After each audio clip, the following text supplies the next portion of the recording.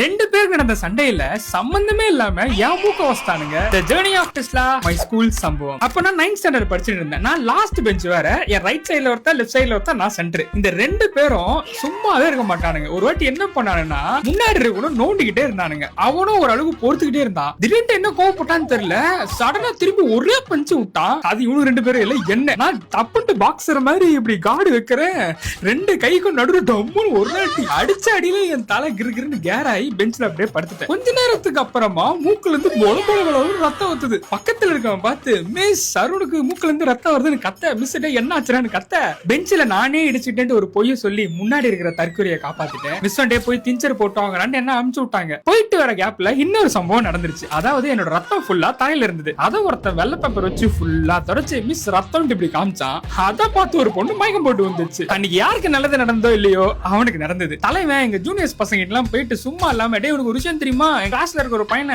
அச்சு மூக்கு வச்சு ரத்தம் வந்துச்சு, ஒரே சீன் ஆயிடுச்சு அப்படின்ட்டு தலைவன் அவனே ஒரு ரவுடியா பில்டப் பண்ணி பெரிய ஆயிடுச்சு. இதுதான் என்னோட ஸ்கூல்ல மறக்க முடியாத ஒன் ஆஃப் த சம்பவம். உங்களுக்கு இந்த மாதிரி என்ன சம்பவம் இருந்தா அதை கமெண்ட் செக்ஷன் சொல்லுங்க. அந்த ஃபாலோ பட்டனை தட்டிட்டு என்னோட ஜர்னல் ஜாயின் பண்ணீங்க. மீண்டும் சந்திப்போம்.